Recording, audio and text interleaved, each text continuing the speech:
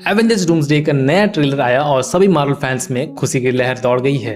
अगर तुमने भी ये ट्रेलर देखा होगा तो तुम्हें भी लग रहा होगा कि ये ट्रेलर पहले आना चाहिए था, क्योंकि जो पहला ट्रेलर आया था वो काफी फीका फीका सा था और ये वही सेम ट्रेलर है जो कॉमिक कॉन में लोगों को दिखाया गया था। खैर, ट्रेलर की शुरुआत में हम देख सकते हैं कि डॉक्टर डूम अपने थ्रोन में बैठा हुआ है। इस सीन के बैकग्राउंड में जो आवाज है वो सू स्टॉर्म का है, जो सभी को डॉक्टर डूम के बारे में बता रही है। यहाँ सू स्टॉर्म कह रही है कि Victor was the smartest guy in every room. सुनने में अजीब लगता है क्योंकि हम सबको पता है कि कॉमिक्स में रीड है जो कि सबसे ज्यादा स्मार्ट होता है, लेकिन उसकी जगह पे डॉक्टर डूम को स्मार्ट बता रही है। बताओ, अपने पत्नी के मुंह से ही किसी और के स्मार्टनेस के बारे में सुनने को मिल रहा है। आगे सू स्टॉर्म कंटिन्यू करते हुए डॉक्टर डूम के पास्ट के बारे में बताती है कि पहले वो सभी से अलग हुआ करता था, वो काइंड था, वो केयरिंग था, लेकिन उसकी लाइफ में कुछ ऐसा हुआ जो उससे सब कुछ छीन लेता है। जिसे वो प्यार करता था और जिसकी वो परवाह करता था, वो सारे लोग उससे छीन गए। आखिर में सू स्टॉर्म कहती है कि उसे पता तो था कि वो खो चुका है, पर उसे ये नहीं पता था कि वो कितना टूटा हुआ है। रूसोस की मुझे ये बात अच्छी लगती है कि वो विलेंस को उनके बैक स्टोरी भी देते हैं। तुम ध्यान दो तो थैनोस की भी इसी तरीके से बैक स्टोरी बताई गई थी कि क्यों वो पूरे यूनिवर्स के पॉपुलेशन को हाफ करना चाहता था। रूसोस ने उसके पीछे रीजन भी दिया कि क्यों थैनोस ऐसा करना चाहता था। आगे देखते हैं मैग्नेटो को, जिसका हाथ टूटा हुआ है और ये ऑब्वियस है कि ये क्यों टूटा हुआ है और किसने तोड़ा है। मैं ये बताना भी नहीं चाहता और मुझे जानना भी नहीं है।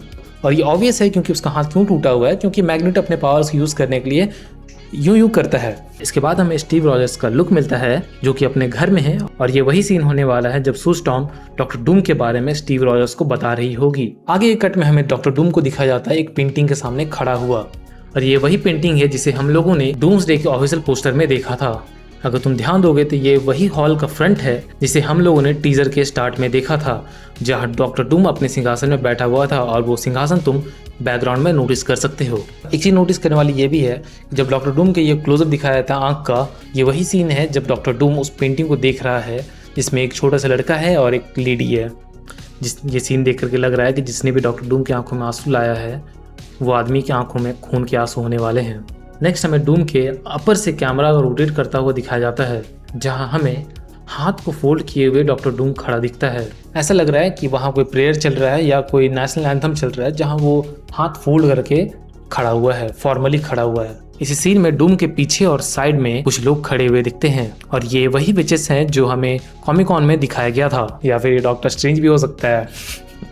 मजाक कर रहा हूँ, विचेस ही लग रही है मुझे तो। आगे हमें एक डिस्ट्रॉयड न्यूयॉर्क सिटी देखने को मिलता है, लेकिन इसके बाद रीड डूम से पूछता है कि डिड यू डू दिस। दूसरी बार चिल्लाते हुए वो गुस्से से पूछता है कि tell me Victor, did you do this. यहाँ सुन सकते हैं कि रीड डूम को उसके पहले नाम से बुला रहा है, जैसे कि पहले ही मैंने स्टार्टिंग में ही बताया कि सूजन और रीड डॉक्टर डूम को बहुत पहले से जानते हैं, लेकिन मुझे लगता है कि रीड किसी और वजह से डूम पे चिल्ला रहा है। शायद फ्रैंकलिन को डूम ने अगवा कर लिया हो। ये मूवी मुझे तो ज्यादातर बच्चों के आसपास घूमती हुई लग रही है। ऐसा क्यों कह रहा हूँ, क्योंकि ट्रेलर में आगे हमें थॉर की गोद ली हुई बेटी लव और स्टीव का बच्चा और फ्रैंकलिन रिचर्ड्स दिखाया जाता है। आगे हमें लोकी का वही पिछला ट्रेलर वाला सीन देखने को मिलता है, लेकिन इसके बाद हमें सूरी को दिखाया जाता है जो कि काफी डरी हुई लग रही है। गौर करो तो ये वही जगह लग रहा है जहाँ से डूम को फेंका गया था। सूरी के पीछे ये देखो तो फैल्कन और घोस्ट हैं जो कि पता नहीं कहाँ ऊपर देखे जा रहे हैं, और शायद ये वही सीन होने वाला है जहाँ कैप्टन या थॉर म्योनिर की मदद से डॉक्टर डूम को बाहर फेंकने वाले हैं। नेक्स्ट शॉट में हम साइक्लॉप्स को देख सकते हैं जो कि काफी जख्मी है और अपना वाइजर भी पहना हुआ है, और मुझे लगता है कि ये चोट उसे सेंटिनल से लड़ते वक्त मिली होगी। ये सीन उस सीन से पहले का होगा जब वो बिल्कुल गुस्से में पागल होकर के सारे सेंटिनल्स पे अपना वाइजर हटा करके ऑप्टिक ब्लास्ट से हमला करेगा। आखिर में वो मनी शॉट आता है जिसने मार्वल फैंस को गीला कर रखा है। यहाँ देख सकते हैं कि डूम को किसी ने बिल्डिंग से बाहर फेंका है और वो कमाल की सुपर हीरो लैंडिंग करता है। इसे सुपर विलन लैंडिंग कहना ज्यादा सही रहेगा। जनाब, गिरते हुए भी और हम कर रहे हैं। थिएटर में इस सीन में सीटियां बजने वाली हैं।